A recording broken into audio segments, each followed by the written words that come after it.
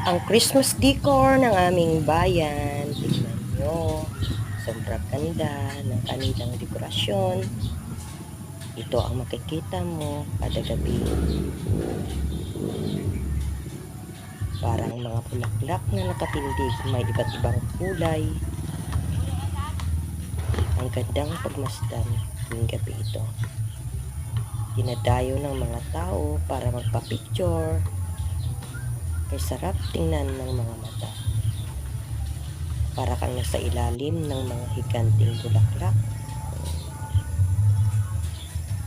Sa samot-saring mga kulay, mawiwili ka talaga sa katitingin.